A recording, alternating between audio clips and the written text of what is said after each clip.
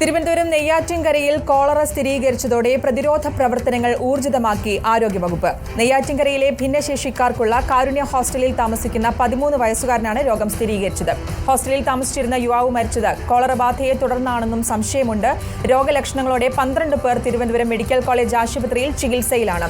Cholera ബാധിക്കാനുള്ള ഒരു സാഹചര്യവും ഹോസ്റ്റലിൽ ഇല്ലെന്നും വെള്ളം കൃത്യമായി പരിശോധിക്കാറുണ്ടെന്നും ഹോസ്റ്റൽ അധികൃതർ റിപ്പോർട്ടറിനോട് പറഞ്ഞു. പരിസര പ്രദേശങ്ങളിൽ പ്രത്യേക ജാഗ്രതാ നിർദ്ദേശം നൽകിയതായി നെയ്യാറ്റിൻകര നഗരസഭാ ചെയർമാൻ വ്യക്തമാക്കി. കോളറ ബാധ സംശയിക്കുന്ന സ്ഥലമൊന്നും ഇല്ല. വെള്ളിയാഴ്ച ഒരു കുട്ടിക്ക് ഒരു അസുഖം വരുന്നു.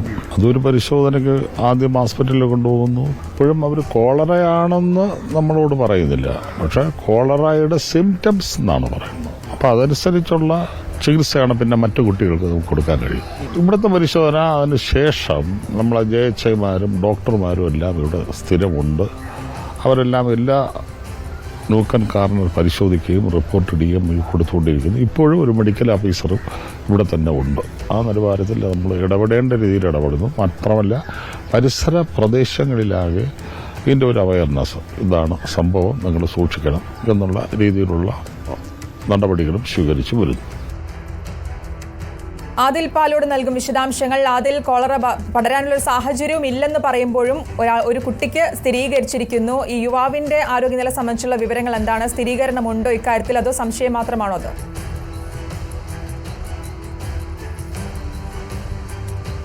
ഞാനിപ്പോൾ നിൽക്കുന്നത് നെയ്യാറ്റിൻകരയിലെ ശ്രീകാരുണ്യ മിഷൻ ചാരിറ്റബിൾ സൊസൈറ്റിക്ക് കീഴിലുള്ള ഈ ഭിന്നശേഷിക്കാർക്കുള്ള ഹോസ്റ്റലിലാണ്. ഇവിടെ ഉള്ള ഒരു അന്തേവാസിയാണ് കഴിഞ്ഞ വെള്ളിയാഴ്ച മരിക്കുന്നത്. അനു എന്നാണ് പേര്. വിതുര സ്വദേശിയാണ്.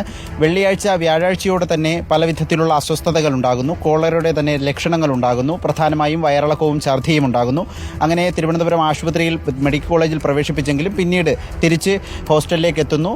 വെള്ളിയാഴ്ച മരിക്കുകയും ചെയ്യുന്നു. ഇതിനെ തുടർന്ന് പിന്നീടാണ് കൂടുതൽ ആളുകൾ ഇങ്ങനെ ലക്ഷണങ്ങളോടെ ഇവിടെ ലക്ഷണങ്ങളോടെ കണ്ടെത്തുന്നത്.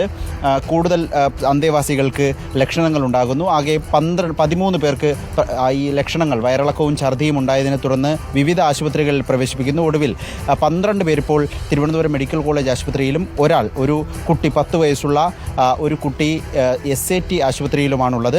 SAT ആശുപത്രിയിലുള്ള കുട്ടിക്ക് കോളറ സ്ഥിരീകരിച്ചിട്ടുണ്ട്. ഇനി കൂടുതൽ പേരുടെ പരിശോധനാ ഫലം വരാനുമുണ്ട്. മാത്രമല്ല ഇപ്പോൾ വെള്ളിയാഴ്ച മരിച്ചിട്ടുള്ള അനു എന്ന 26-കാരൻ്റെ ഫലം ഇതുവരെ വന്നിട്ടില്ല. നിലവിലെ പരിശോധനകളിലൊന്നും കോളറയല്ല എന്ന നിഗമനത്തിലാണ് ആരോഗ്യവകുപ്പ് ഉള്ളത്. കൂടുതൽ പരിശോധനകൾ വേണം. ഏതായാലും അങ്ങനെയെങ്കിൽ ഒരു കോളറ മരണം സ്ഥിരീകരിക്കുന്നതിലേക്ക് കാര്യങ്ങൾ പോകും. 2017 അവസാനമായി സംസ്ഥാനത്ത് കോളറ മരണം സ്ഥിരീകരിച്ചത്. ഈ വർഷം ഇതുവരെ 9 കോളറ കേസുകളും സംസ്ഥാനത്ത് സ്ഥിരീകരിച്ചിട്ടുണ്ട് എന്നതുകൂടി ആരോഗ്യവകുപ്പ് വ്യക്തമാക്കുന്നു.